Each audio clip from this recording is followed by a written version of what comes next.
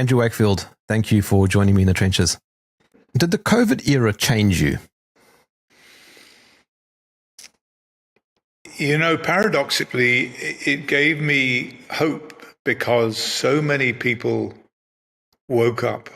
And when I started in this 30 plus years ago, there were literally 5 people around the world who were prepared to engage in a discussion about the vexed issue of vaccine safety. It was the end of your career. It was forbidden. We just don't go near that. And I did. And, I touched the third rail, and so did a handful of other people. COVID changed everything. I mean, certain things changed everything. Film, I've found, changed everything. In the clinic, you can help one child at a time, and with a film, you can educate thousands at a time. So that was one thing. And then COVID came. And when people woke up to the realization that their lives and in their jobs and their businesses had been destroyed and their health had been destroyed, and it was all based upon effectively a lie, then half the adult population of the world started debating this and have come, in many cases, to the right side of this argument. So COVID changed a great deal for me. There is a silver lining to the COVID cloud, and it is the awakening of many people to the reality of vaccine issues. I'll give you one example. Peter McCullough, world's leading cardiologist, the most published cardiologist in the history of this planet. When he got engaged in this and lost his job, it was COVID vaccine. This is a problem, and we should not be using it, not been properly researched, etc. But the childhood vaccines are safe. But then, like every good scientist, he went down that rabbit hole and read and came to the conclusion that no, actually, none of them are safe. They've not been through adequate safety testing. So suddenly you had eminent people like that joining in the debate in a very sophisticated way and testifying before the American Congress, and it made a huge difference. So you wouldn't want to go back to 2019? No. I tend to look forward in life rather than backwards. I mean, history is crucial if we're to understand why we got to where we are and how to approach the future. But no, I look forward. I was saying to you before we started recording that your work and the podcast episode that we recorded a number of years ago had a profound impact on me personally, and of course my wife, and of course our child, and for all the right reasons, because we are a lot more skeptical now of vaccines, particularly the MMR vaccine, and that's kind of the segue. Your background is around that, and of course we'll chat about that now in a moment. But for my UK column audience that might not know much about you, Andy, what is your general bio? General bio. I graduated in medicine 1981, mainstream gastroenterologist, GI surgeon. I don't know what mainstream means anymore, but there I was. I had a big research team at the Royal Free Hospital in London, looking at the origins of inflammatory bowel disease, Crohn's disease, ulcerative colitis, epidemic diseases in Western societies. And I started looking at viruses as the possible cause, and that led to looking at measles and measles vaccines. We were interested in unusual patterns of viral exposure, and I'll explain that in a minute. But 1995, I started getting calls from mothers, highly intelligent, not anti-vax, had taken their children to be vaccinated according to the doctor's recommendations. And they said my child was fine, and then they crashed. They had speech, language, interaction with their siblings. They were sleeping at night. They were growing. And then suddenly that all went to hell. And they lost their speech and language, no longer socialized, didn't sleep. They're in pain. I know they're in pain. I'm their mother. I know they've lost the ability to communicate, but I know they're in pain. And they had all the signs and symptoms of an underlying inflammatory bowel disease, but the doctors and nurses they'd seen said, oh, that's just part of autism, put them in a home, forget about it, move on, have another child. That was it was a terrible situation. So we investigated them, as we should have done. And of course, the parents were right. The children had an inflammatory bowel disease. And when we treated that, there was improvement in not only the bowel symptoms, but the cognitive symptoms. The children started using words they hadn't used for 5 years. It was fascinating. It was like that Lorenzo's Oil. I don't know whether you remember the film based upon a true story. But so when they say this happened after a vaccine in close proximity to the MMR, we have an obligation, professional and moral, to take that very, very seriously. People didn't want to. My colleague said, well, as pediatricians, we can't be seen to question the safety of MMR vaccine. I didn't know what that meant. That just made me angry. What do you mean you can't be seen to do it? Why? Because your colleagues might not think well of you. That was astonishing. Your responsibility is to the patient and their parents, not to your standing in the Royal College. So we parted company on that particular issue. And when we started to look at the vaccine issue, that's when my career in particular completely unraveled. I came to America because America, even though the argument is equally polarized here, or was, there is the opportunity to set up a private clinic where you can do research and continue the work and help these children. That's what I did. They came after me there. They accused me of fraud, and the mainstream media got their teeth into it. I was accused of all kinds of things. And there was me. There was me, and then there was them. And them were, they were the World Health Organization, UNICEF, the drug companies, the governments of the world, the Royal College of Pediatrics and Child Health. I mean, went on and on. So I was never going to prevail in that particular situation. They eventually, the clinic, they came after that, and that was difficult. So I thought, you know what? I've got some extraordinary stories to tell. I'm going to become a filmmaker. And so in 2004, I started screenwriting, and I've now made 6, 7 movies. The last one, Protocol 7, has won 34 film awards. Not that that means too much. It's certainly not why we went into it. And it's almost dangerously respectable. It's not a place I'm familiar with. But film is a wonderful way of communicating with people. And I had these stories from Whistleblowers, and I decided to tell them. Yeah, but let's go back to that that incident, because it's mind-blowing. It's very obvious to me, Andy, that you were over the target, because, I mean, if it was just a normal science paper that got retracted, there wouldn't have been such a huge sort of artillery coming after you. That paper, if I'm correct, it was in 1998, and it was peer-reviewed and published by the Lancet. And you had done a study, you and your team, by the way, you had co-authors. I mean, let's not forget that also. You studied 12 kids, is that correct? Yes, by the time when we decided to write a paper after the first 12 children, yeah. Okay, so just take me through that just briefly.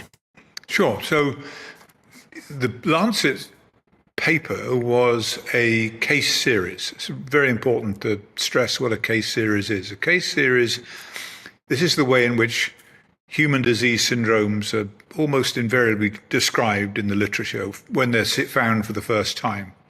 You have a group of individuals, in this case children, who present with a consistent and unusual pattern of injury. In this case, it was regressive autism and bowel symptoms, gastrointestinal symptoms, following in many cases the MMR vaccine. And so what you do is you report those. And what you report in the Lancet paper is what the parents told you, what the medical records show, what you found on clinical examination of the child, and what you found on investigation, for example, colonoscopy or laboratory analyses.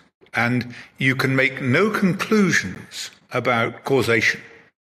You can't say MMR causes autism. You can't do that. It's just an observation that leads to hypothesis testing studies. Down the line, do these children have a unique bowel disease? Is it different from other bowel diseases? So you can do controlled studies to answer those specific questions. And we made the point in the paper. At the end, we said this study does not confirm an association between the MMR vaccine and the syndrome described. More work needs to be done. That was it. That's as far as it can go. It's a very sober interpretation, but it was taken by the media to be MMR vaccine causes autism, and that's when it really, kind of went into meltdown. There was a journalist called Brian Deere, I think, if I got his name right, and he seemed to have had a chip on his shoulder, and he really decided to come after you. But it does appear that he, from what I can tell, that he looks like a pharmaceutical hack, basically. But what was your interaction with him like? Very little, very, very little as possible. A very, very strange individual. And as you say, he was bought in by pharmaceutical companies when they encountered a problem like this. He did this with the pertussis vaccine, and a doctor from Great Ormond Street Hospital who reported the association between neurological injury and pertussis vaccine. And then he did it with me, and he was kind of hitman. I think James Murdoch, Rupert Murdoch's son, and they have a big interest in vaccinations.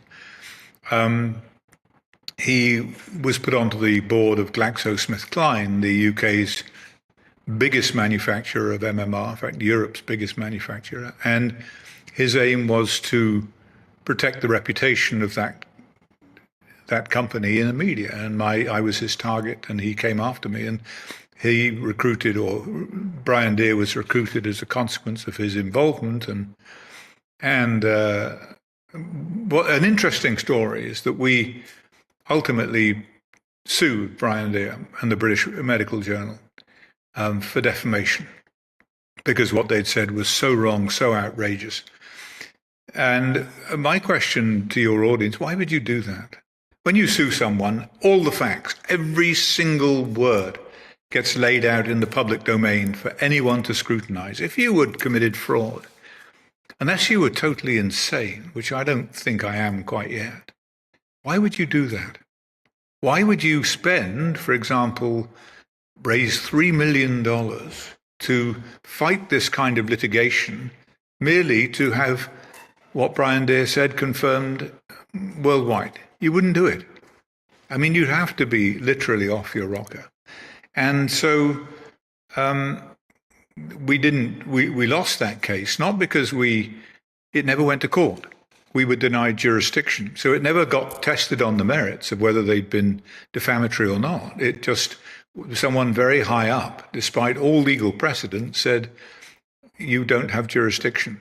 And so we never got to take Brian Deere to court, but he knows, and the rest of them know, that they would have lost if we had done that.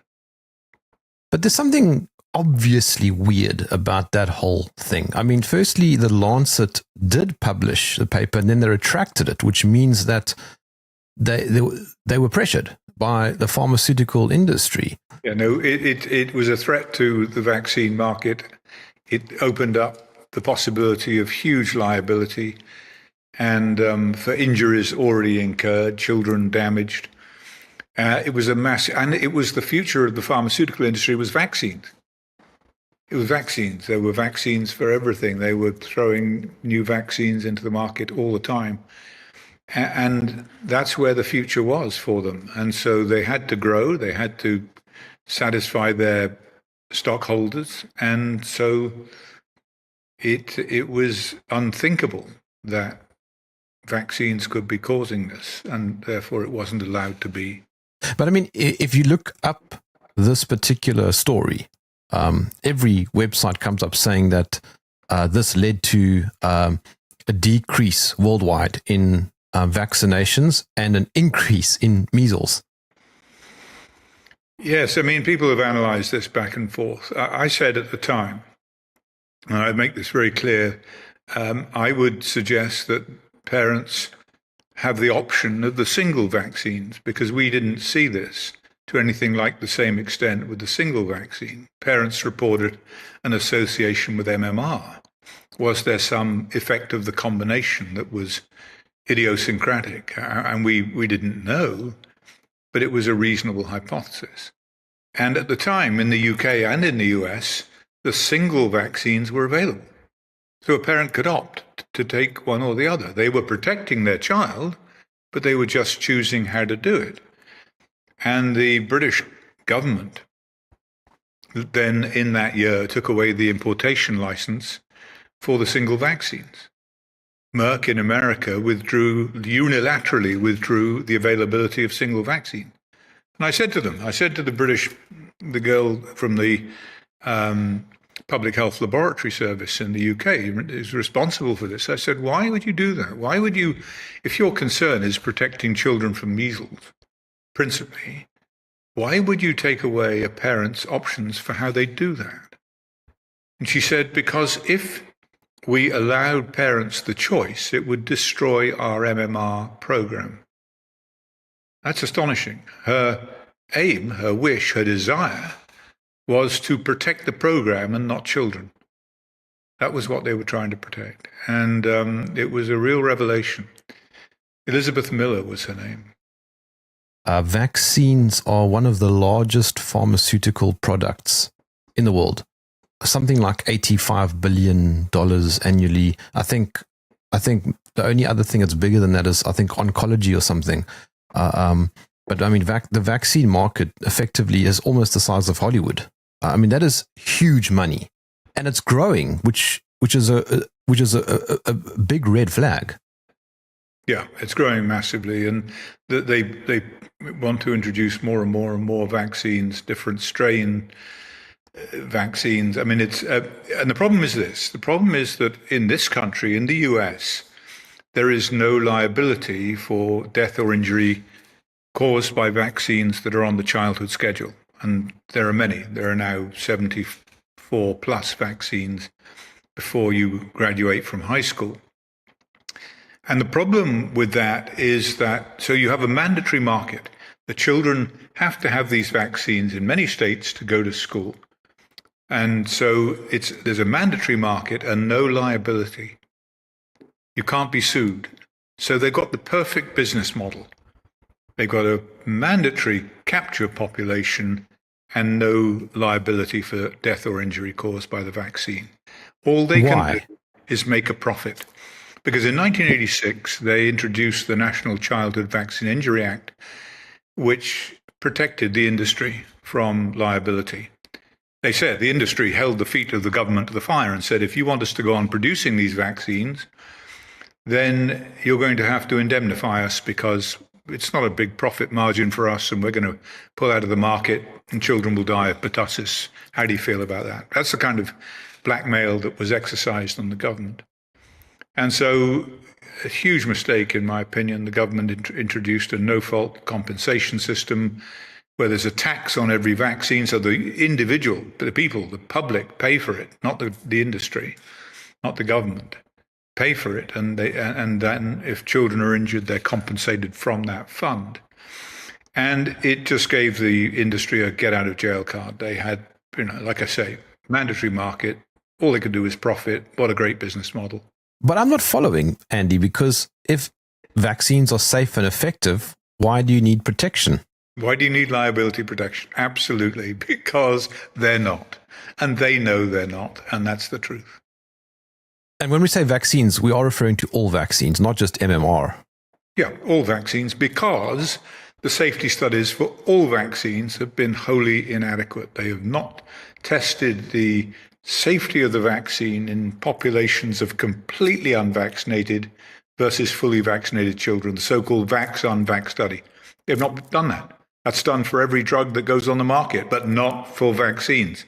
No vaccine. No vaccines. Now, isn't that what RFK is trying to do? Absolutely. That's what he's trying to say. He's trying to say for any new vaccine, there should be a long-term randomized clinical trial control trial. And, of people getting the vaccine and not getting the vaccine, not getting an alternative vaccine as a control. That's not a control. That's not a placebo. Not getting the excipients in vaccines as a control. Again, that's not an inert control, but getting no vaccine. And so that's what he's doing at the moment. It should apply to all vaccines, old and new, but of course they consider that unethical. And it would, I've no doubt, expose problems they do not want exposed. What I don't understand, though, is it's become almost like a cult. It's very interesting. I mean, people are far more willing, in my experience, to talk about this now than they were.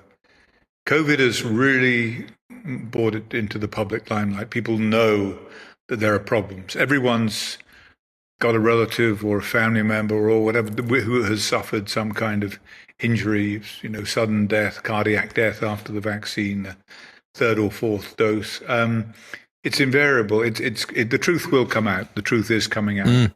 But as you say, it's been a very painful process. And there are people who've had all the shots and don't want to even begin to acknowledge that they might have been duped, that they did the wrong thing, that they would have done something differently. And people are very reluctant. There's a sort of dissonance that guides people's thinking.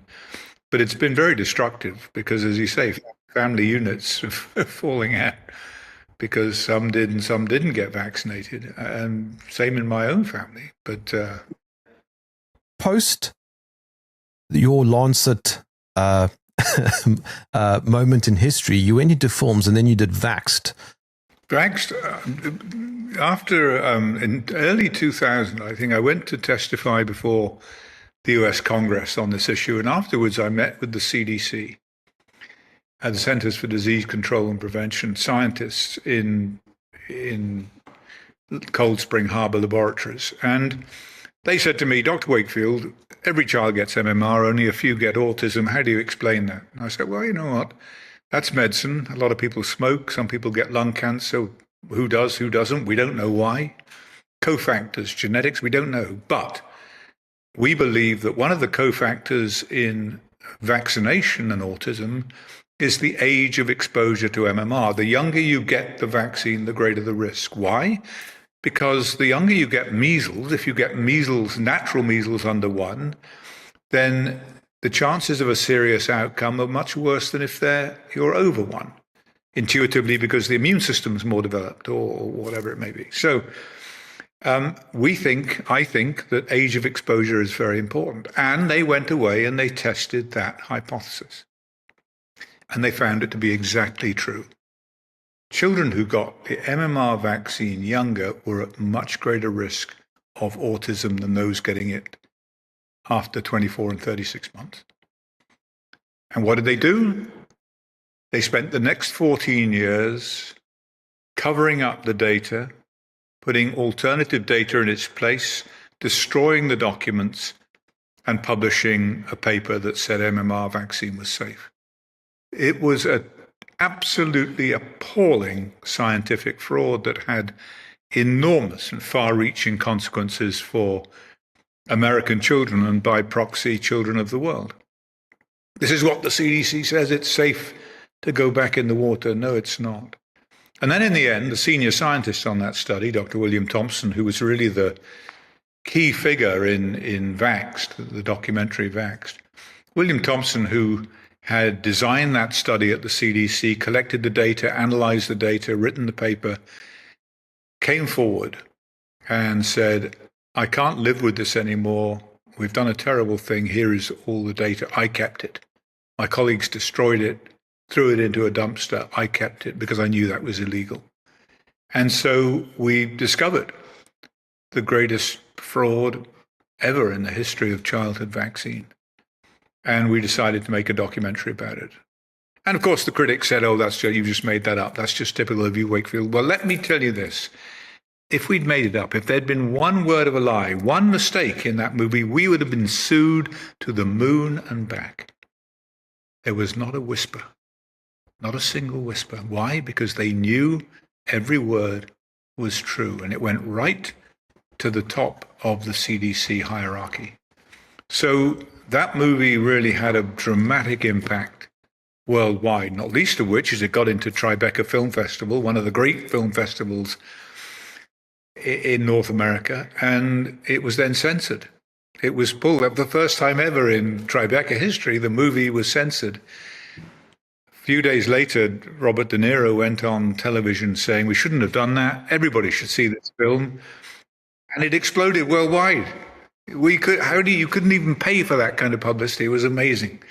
It was extraordinary. With the censorship backfired in the biggest way. That this movie exploded globally and played everywhere, and people woke up. Many people woke up to what was really going on. I remember that incident with Robert De Niro. Did he ever make contact with you? We were in touch. He has a vaccine-injured child himself, and so he was very sympathetic, but he was misled by his colleagues at Tribeca Film Festival and told that, in fact, they were told, this is a really interesting story, they were told that other directors of other films that had got into Tribeca were so furious that our film was in that they'd threatened to pull their own film from the festival. Let me tell you this. If you're a filmmaker and you get into Tribeca, you are never, under any circumstances, going to pull your film from that. Those people do not exist. And so it was just a complete lie. And De Niro knew it was a lie. And so, so it unfolds. But it did have this paradoxical effect of exploding the film worldwide and getting a lot of people to watch it. It's not common for A-list celebrities to speak out against vaccines like De Niro. I'm trying to think now, but there are a handful, I think. There was somebody that you knew back in the day, I think the model, what's her name, Elle Macpherson, I think Jim Carrey also, or his ex. Jim Carrey was very good. Jim Carrey was actually the first person to call me when I came back from England, having lost my medical license, which was very touching, yeah. So, I mean, and he had a thing once upon a time with his ex-girlfriend or wife. I don't even remember the story anymore. And I think they spoke to Oprah about it back in the day when you could still speak on TV Jenny about McCarthy. it. But when they were together, that's right. Jenny McCarthy. Yes. Yeah. Are there any other big names who take a sympathetic position? There are. Not so many, but it's a growing number.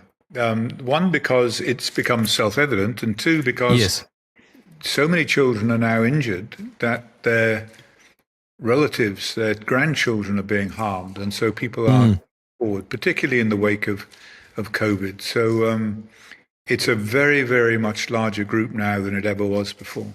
Why does the MMR vaccine matter so much? I mean, there are loads of vaccines, Andrew.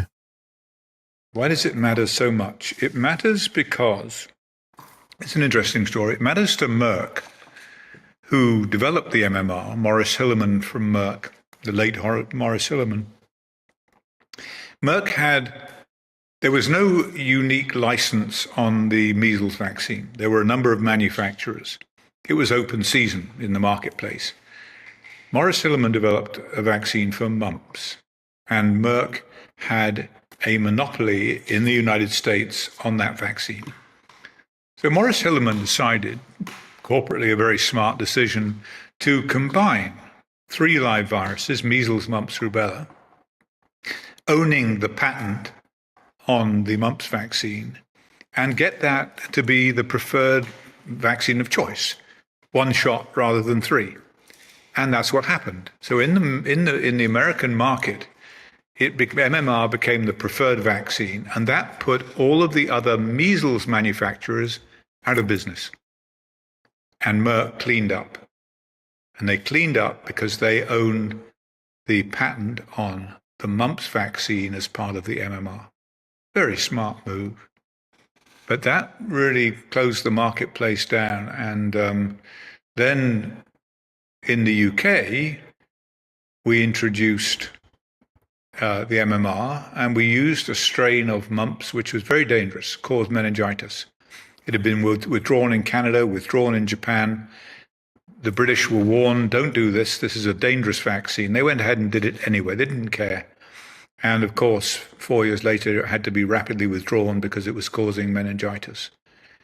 And so they went to Merck and said, Merck, can we make up our stocks with your vaccine? And Merck cleaned up in Europe as well. So there are commercial forces at play here that determined why MMR is so important to the pharmaceutical company. It's not important to families any more than the single vaccines would be. I mean, it was mainly a commercial reason. How did humanity survive for thousands of years up until the 1700s? It's a very interesting sort of evolutionary argument. If you look, and they never show you this graph, but if you look at what happened to measles mortality, it's a measure of how severe measles is, mortality, death rate from measles, before the vaccine was introduced. So up until 1920... it was 1968 or something when it was introduced, wasn't it? Yeah. So up until 1920, measles was a major killer of children in Western societies during epidemics. 1,200 per million were dying of measles. After 1920, there was a dramatic fall in the case fatality rate. In a very short period of time, 50 years, it had fallen by 99.6%. And it was continuing to fall. And we introduced a vaccine. All of that decline in mortality, the decreasing severity of measles, that was nothing to do with the vaccine. It was due to a whole host of factors, like a change in the virus, change in host immunity, better nutrition, better sanitation, all kinds of things. Nothing to do with the vaccine. Now, the question is, if we'd never introduced the vaccine, what would have happened to that mortality curve? It would have continued down, very likely. We can't say that for sure because we intervened with the vaccine. But the point is that man and microbe, man and measles, were coming to terms with each other. A successful parasite doesn't kill people. It keeps them alive so it can spread from one to another. And measles was becoming a more successful parasite because it wasn't killing people. But we introduced a vaccine, and that confused the entire situation. And you could argue, and experts at the time did argue, there is no need for this vaccine. Don't interfere. Ask yourself what is different about that 1 in a million child that makes them susceptible rather than universal vaccination. Approach it from that individual child's perspective. But no, they saw profit at the end of it. They wanted to emulate what they perceived to be the success of polio vaccine, and so public health took over and made the decisions. But they never talk to you about that mortality curve because it really undermines their entire argument. That curve you're talking about, I think, is in Roman Bastianic and Suzanne Humphrey's book, Dissolving Illusions. You'll see the US data there, but yes. if you look UK at too. Thomas McCown's Modern Rise of Population, you'll see exactly the same for the United Kingdom. So basically, in a nutshell, Andy, what you're saying is that plumbers were a lot more successful at eradicating measles than the vaccine. They were. They cost more. The plumbers always cost more, but yeah, they did a fine job. Yeah, measles isn't eradicated, and you can't eradicate a disease where the vaccine itself causes measles. So I think way back when there was a Disney outbreak in the States, there were, I think, 180 cases. I can't remember the precise number in this country. And it turned out that 43% of those were caused by the vaccine. They didn't tell you that at the time. They didn't want you to know that. They wanted you to think it was all unvaccinated people getting measles. 43% were caused by the vaccine. When you have a situation where the vaccine is causing the disease, you will never eradicate the disease. The same thing happened with polio. The polio vaccine caused polio. Yes, it did. Absolutely. The biggest and actually killed people. The biggest cause of paralytic polio worldwide now is escape mutants from the vaccine. And then after a few movies, you ended up doing a movie, not a documentary, called Protocol 7. And as I was telling you before we started recording, it came up in conversation when I applied for my my US visa. That was based on a true story. It was because of the position I'd taken over the years. People came to me from the pharmaceutical industry and from regulatory agencies like the CDC and said, we've done a terrible thing. Here's the evidence. And so I became a kind of repository for whistleblowers. And I used to hand them off to special interest lawyers, public interest lawyers, to sue or not sue according to their merits. But I just thought, these would make wonderful films like Erin Brockovich and The Insider and so on and so forth. So I started screenwriting in 2004 and wrote this story, in 2012, I think, Protocol 7. I wanted to let it play out in court because it was going to court. That took decades and decades. So in the end, I just said the public need to know. And we got on and made the movie. And it was a lot of fun. It was such fun making a movie rather than a documentary. It was just great. I love working with actors and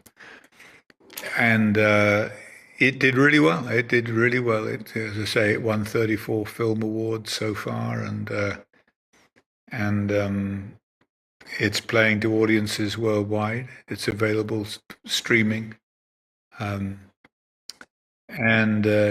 can. I have it written down here. It is at wakefieldmediagroup.com. You can see it there, wakefieldmediagroup.com. So. It's done very well, and it could have done better if there hadn't been suppression, censorship, but that's the way of the world, I'm afraid. Just keep making those movies. When you look back, Andy, do you have any regrets, or was the attack by the pharmaceutical industry a blessing? It was very difficult. I won't pretend it hasn't been very, very difficult, particularly for my family and for my children, who have all been very, very supportive and loyal. But I spent far too much time away from my children. And so if I have one regret, it's that. But I do hope that ultimately they will look at their children and their children's children and say they're safer and they're healthier because people ask questions about something that was assumed to be safe and turned out not to be. I really, and I hope they can forgive me for the time spent away from them. That's my one misgiving about it. But I did realize halfway through, when things were really, really bad, I realized, I had a sort of reflective moment, and I thought, you know what? This isn't about you. Forget about you. This is not about you. This is about something far more important, and that is the health of children who have no voice. They've lost their voice, and someone needs to be able to speak for them. So shut up and get on with it. I think that sentiment, though, is shared by a lot of people now, Andy. And I mean, my mom was just saying to me a few days ago, if she knew what she knew now, thanks to people like you and others, she wouldn't have vaccinated me when I was a baby with the MMR. And I think we now have the opportunity to apply that to our next generation and hopefully their generation after that. And we keep hearing, though, that, well, we're going to see an increase in all these diseases again because of people who are going against the vaccine thing. And I don't think that at all. I mean, I think that that's just propaganda from the pharmacy, from the pharmaceutical industry. But I mean, I think there is hope, isn't there? I do. I think the first thing to say is that whatever happens, they've only got themselves to blame. They can blame you and me for having this discussion, but that's not where the root of the problem lies. They are to blame. They have created this situation. Particularly with COVID, we've seen this. They have created a permanent, unforgivable mistrust in public health because they've lied. They've used propaganda, bullying, whatever, they've lied. And they will never regain that trust. Never. I think Bobby Kennedy in the States will go a long way to restoring the integrity of public health. But I'm afraid that the people who've perpetrated this, who've allowed this to happen, will not be forgiven and have only themselves to blame for you and I having this conversation right now. It's because it's a very necessary conversation to have. So we live in interesting times. I do have hope for the future. I think that with the right people in the right places, we're going to make a lot of progress. We're going to get some information, I think, in the last quarter of this year from Bobby Kennedy's studies as to what the precise role of vaccines in autism is. I think it'll take a while to unravel a very, very complex scenario, given the fact there are so many vaccines being given to children now. But I remain optimistic. But the battle is also a little bit more complex. It's not just about which vaccines are safe and effective, in my view. I don't think any are. But it's also the fact that the pharmaceutical industry is in bed with governments everywhere. And so now you have mandatory vaccines, and so like schools won't let kids in unless they have certain vaccines. And so now it becomes a very big challenge just to live. Yes, and they make it as difficult as possible. I think Tony Fauci said something to the effect in the COVID era. He said, when you make things difficult for people in their lives, then they lose their ideological bullshit and get vaccinated. What an appalling situation. If you make things difficult for people in their lives, you've lost your job, you've lost your income, your family are going to starve. We're going to force you, we're going to coerce you with any weapon available to us to make sure you comply with our diktat that you're going to get the vaccine. This is the kind of person that has destroyed public confidence in public health, and it's a fact. And there's nothing good about that man. Is science broken? Yes, I think science itself knows the true science is not. The ability to freely ask questions and answer them in a proper scientific setting is not. But that's not science. Vaccine science isn't science. Pharmaceutical industry science isn't science. That is not the appropriate application of the scientific method. So science itself, pure science with a capital S, remains as it ever was, a laudable goal to seek to attain. The corruption of science, delivered in with a small s, is and even you look at the journals now. Bobby Kennedy has said anyone with a National Institutes of Health grant cannot publish in the following journals because they're corrupt. The BMJ, the Lancet, the whatever. The American, I don't know whether the BMJ was in there, but the New England Journal of Medicine, these kind of things. So, yeah, the system is broken. I mean, even multiple editors of multiple journals themselves have said the whole peer review process of journals, everything is just all corrupt and broken. Yeah, they've become a mouthpiece for the pharmaceutical industry.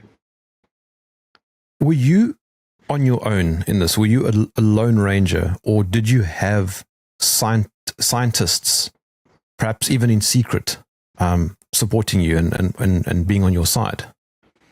In secret, yes.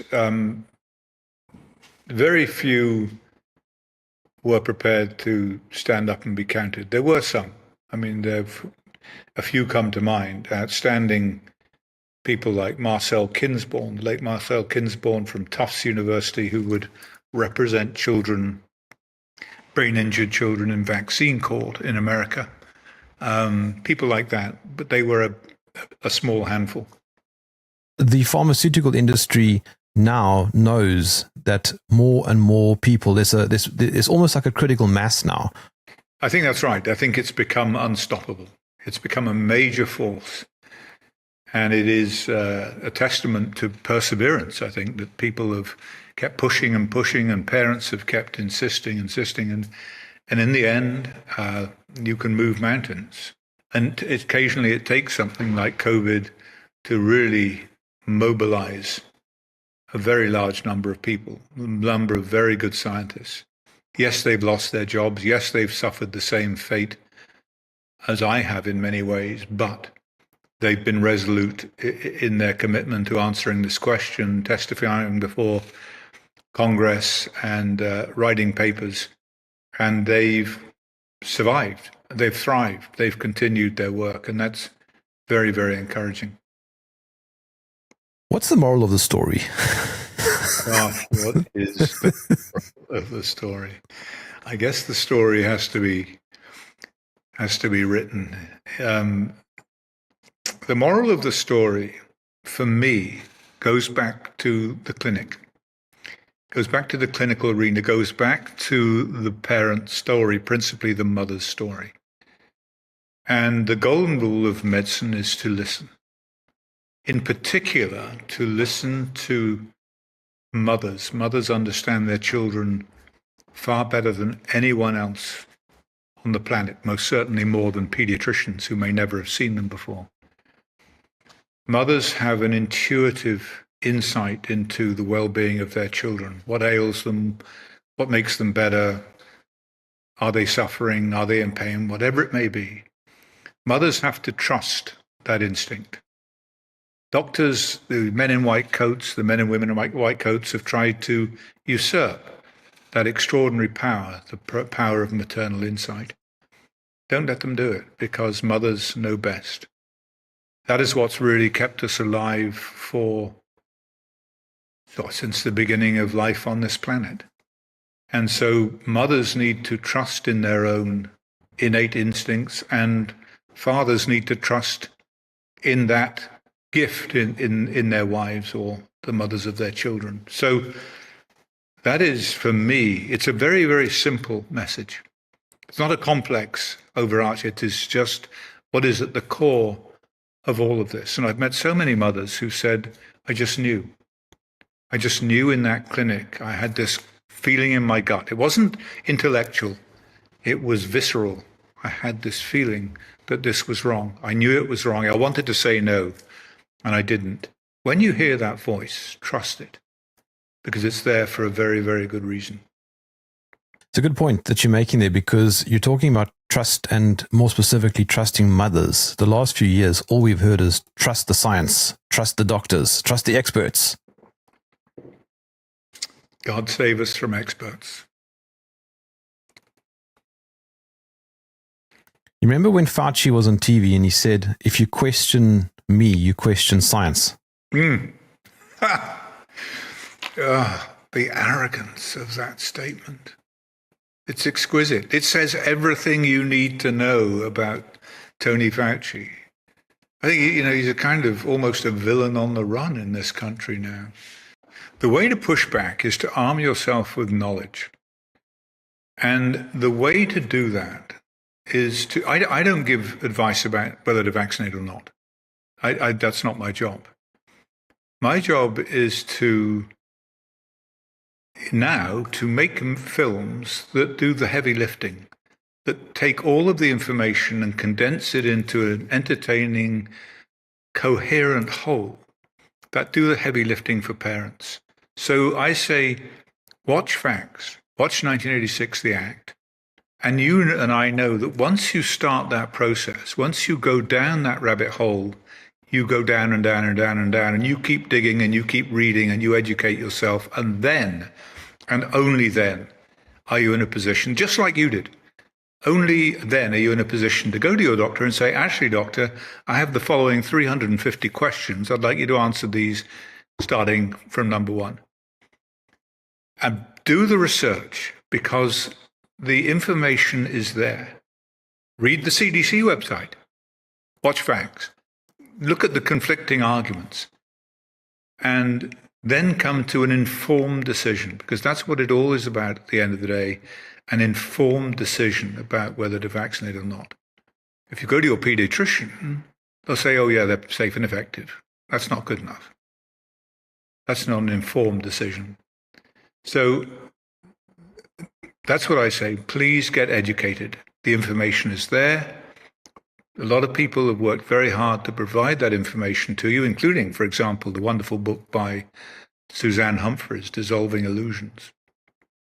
The information is there. Read it, and then challenge your doctor. And you will find, actually, that he knows very little because he's not read those books or watched those movies. And when you expose his lack of information, you will be appalled, and you will leave the clinic until he's informed himself.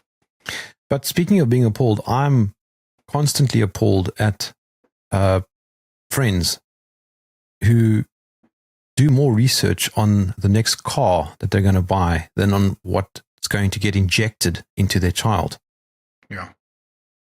It is an astonishing situation, and largely it's come about because we've been reassured by the men in the white coats. We've been led down. We've allowed ourselves, let's be honest, we're consenting adults.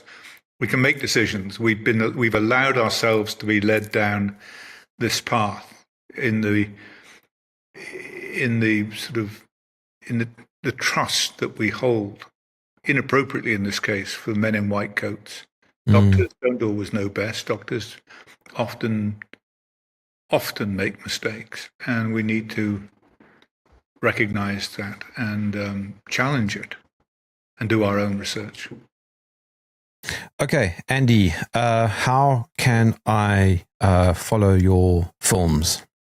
Well, the films are, like I say, available on wakefieldmediagroup.com.